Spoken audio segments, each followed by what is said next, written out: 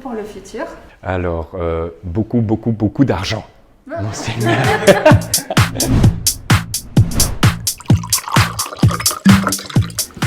Hello! Donc ici on est parti, on va rencontrer Sonny qui est l'un des 4 fondateurs de la marque Panda Jean. Et vous n'êtes pas sans savoir que la marque est l'une des préférées au niveau du jean en Belgique. Donc on espère que ça va vous plaire et c'est parti. Donc voilà, est-ce que tu peux me raconter c'est quoi l'histoire de Panda? Alors oui, Panda Jean, c'est l'histoire de 4 amis en fait qui se retrouvent autour d'une passion commune qui sont les spiritueux. Et de là, on a élaboré notre première recette de gin. Et qui par la suite va devenir Panda Gin, un gin belge, donc distillé et embouteillé en Belgique.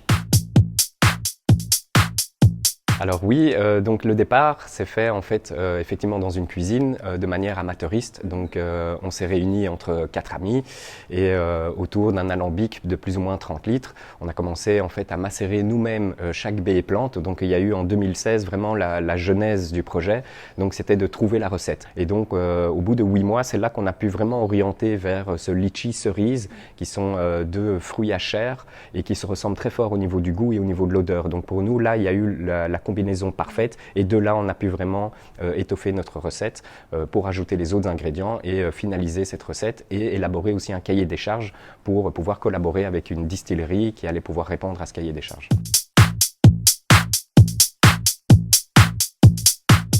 Alors c'est une bonne question et c'est assez compliqué d'y répondre.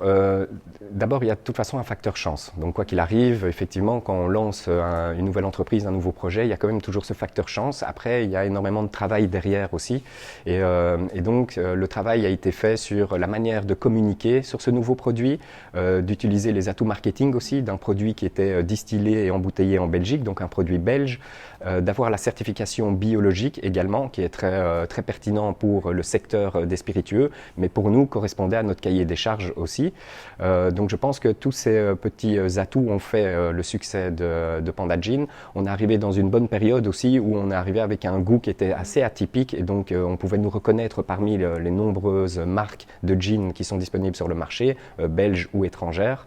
Et le nom Panda aussi, le nom Panda est en corrélation avec le litchi et ils viennent tous deux d'Asie, mais c'est un nom qui se dit dans toutes les langues et qui est facile à retenir aussi. Donc je pense que ça a fort contribué au succès de Panda. Alors là, effectivement, les cavistes, pour nous, c'était important en fait d'avoir des professionnels qui parlent de notre produit, qui sachent le présenter au public. Donc pour nous, c'était plutôt une évidence de travailler avec les cavistes parce que la grande distribution, c'est tout à fait un autre secteur d'activité. Et d'ailleurs, je pense que le succès de Panda Gin, si on peut parler de succès aujourd'hui, on le doit aussi aux nombreux cavistes qui nous ont accompagnés durant toute cette commercialisation et le lancement de notre marque. Bah, du coup, on va visiter un peu les locaux, on va avec voir plaisir. Un peu, comment ça se passe chez l'équipe.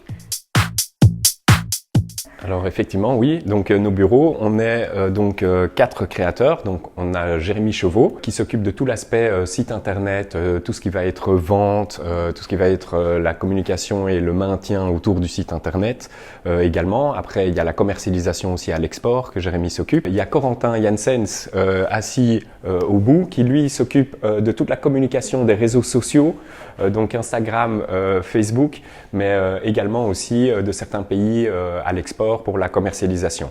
Moi-même, je m'occupe aussi, on s'est en fait séparé les tâches par rapport à la commercialisation à l'international. Donc, par exemple, Jérémy va s'occuper de tout ce qui est la partie Allemagne, Corentin va s'occuper du Canada et du Japon, par exemple. Moi, je m'occupe de la Hollande et de la France. Donc, on s'est départagé les tâches comme ça aussi. Mais après, on a nos tâches aussi bien spécifiques. Donc, communication pour l'un, gestion du site internet et une partie de la comptabilité pour moi. Et on se mêle tous un petit peu aussi des matières premières pour la production.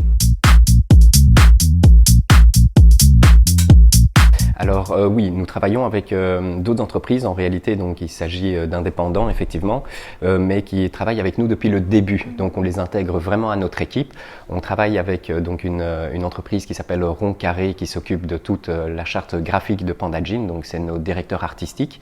On travaille également avec Curry Ketchup pour notre autre marque de spiritueux, Grand Chaco, qui est une autre entreprise de graphisme et qui développe aussi toute la charte graphique pour notre rhum. Nous-mêmes, nous sommes passionnés d'art aussi, donc l'un de mes associés, Jérémy, a fait des études de photographie. Moi-même, j'ai fait des études d'art à Saint-Luc et donc c'est quelque chose qui nous touche beaucoup. Et pour nous, il est très important aussi d'avoir un visuel très complet, très léché, qui est en corrélation avec un produit aussi. Donc pour nous, c'est un bon produit dans un beau contenant. Donc c'est vraiment une philosophie qu'on essaye de tenir et on essaye d'avoir quelque chose d'assez d'épuré, d'assez smart et d'assez actuel également aussi au niveau de notre communication graphique. Alors il y a différentes valeurs qu'on veut véhiculer à travers notre communication.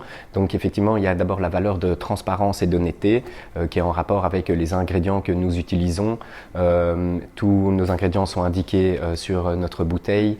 Il y a l'aspect écologie, donc la manière dont nous procédons dans le travail de production.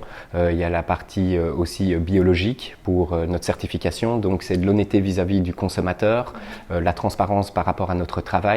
Et surtout les outils et les supports que nous utilisons, on a cette même philosophie d'essayer effectivement d'utiliser par exemple du coton organique pour nos textiles, d'utiliser un plastique incassable et qui garantit 10 ans, donc qui permet justement d'avoir une longévité sur certains produits marketing et PLV qu'on nous utilisons au travers de Panda Gin.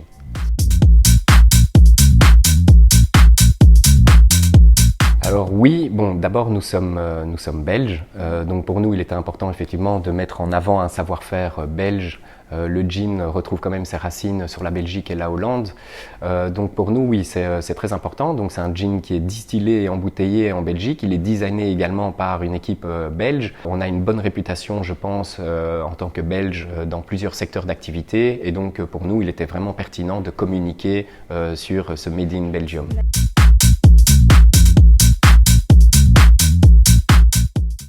C'est très compliqué. Je pense qu'il faut avoir sa signature, au niveau de l'image, au niveau du goût, au niveau de la présentation. Je pense que pour se démarquer, c'est se différencier de ce qui existe déjà sur le marché.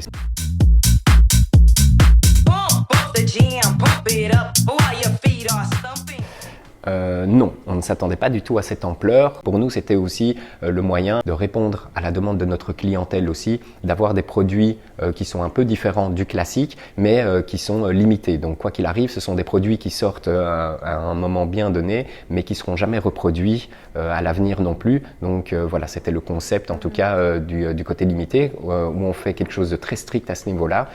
Et donc c'est jusqu'en 2025, c'est la série Color.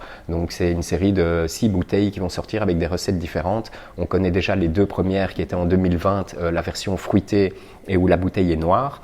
On a la version 2021 qui était ici la partie épicée et qui est rose. Et donc on annonce pour 2022 en septembre la sortie de notre 3e édition limitée. Effectivement, comme on a un produit belge, il était pour nous intéressant d'essayer de collaborer avec des artistes belges pour redesigner notre bouteille, en gardant de toute façon notre recette principale, mais de redesigner notre bouteille classique.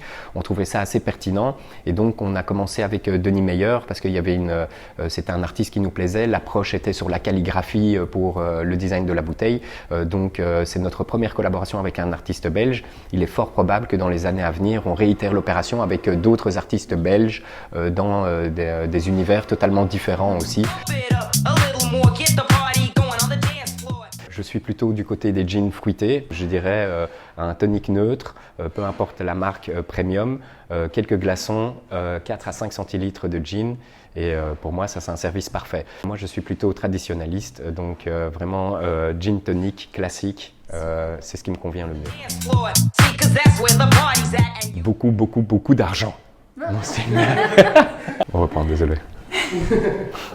Un développement qui continue comme ça se passe actuellement, surtout une réponse du public très positive.